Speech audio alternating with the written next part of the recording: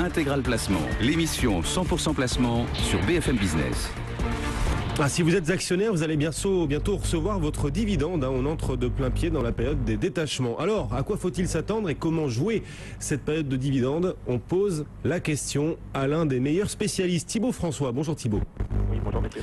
Vous êtes cofondateur et associé de Fastia Capital. Première question très simple, Thibaut. Les dividendes cette année sont-ils encore en hausse? Oui. La réponse est oui. Malgré la période de crise que l'on traverse, 70% des sociétés du CAC 40 ont encore augmenté leurs dividendes 2012, donc qui seront payables en 2013. Effectivement, on arrive dans la bonne période pour le versement des dividendes.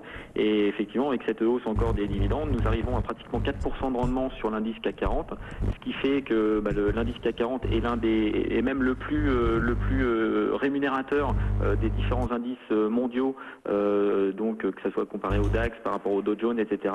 Donc on a l'un des meilleurs rendements au monde, donc au-delà de 4%, ce qui n'est à mon avis pas tenable sur le long terme, et c'est pour ça qu'on voit plutôt une revalorisation significative des actions françaises dans les prochains mois.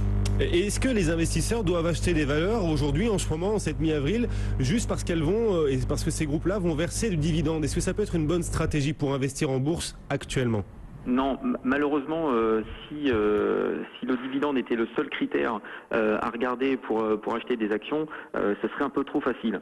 Effectivement, les dividendes, ça fait partie des critères que l'on regarde forcément.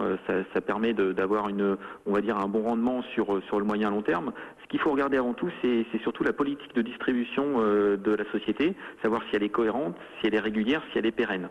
Il ne faut absolument pas acheter le dividende parce qu'on voit un rendement effectivement facial de 10-15% à court terme. Il faut vraiment regarder la politique de distribution à long terme de la société. On préfère, nous, aujourd'hui, jouer à un dividende de 3-4% qui sera versé de façon régulière plutôt que d'un one-shot, on va dire, entre guillemets, de 10% sur une seule année.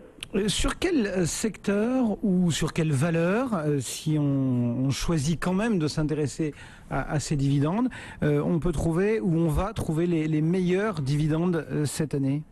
Alors les meilleurs dividendes, ce sont les secteurs des télécoms qui versent encore des dividendes encore très élevés, que ce soit Bouygues Télécom, que ce soit France Télécom, Vivendi aussi verse de gros dividendes. Malgré la baisse de l'activité, effectivement la distribution est encore importante. Donc le secteur télécom est un gros pourvoyeur en termes de rendement. Le secteur financier aussi, c'est le retour des dividendes sur le secteur financier. Ils ont connu quelques difficultés, notamment la Société Générale qui avait adopté un dividende zéro. Là, c'est le retour des dividendes. Donc BNP, effectivement, a un gros rendement. AXA aussi a un gros rendement. Donc les gros rendements, je veux dire, autour de 5% de rendement, par exemple, pour AXA. Le secteur pétrolier est aussi un gros contributeur. Total verse plus de 6% à ses actionnaires aujourd'hui. Et il faut privilégier quoi, le montant du dividende ou le rendement de l'action? Quel est le critère principal à regarder?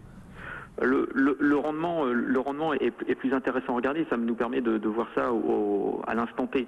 C'est-à-dire que le rendement permet de mettre en avant le dividende avec le cours de bourse à l'instant T. Donc effectivement, plus le rendement est intéressant, ça veut dire que normalement on a un coussin de sécurité pour ne pas faire baisser l'action.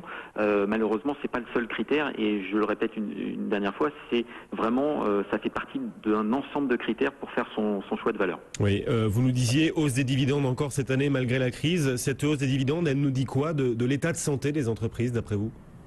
Écoutez, c'est que ça va pas si mal. Effectivement, si les actions, si les valeurs du CAC 40 étaient en forte baisse en termes de résultats, ce qui n'est pas le cas, encore 65% de hausse des résultats sur les valeurs du CAC 40. Donc effectivement, la hausse du dividende veut dire que les sociétés se portent bien.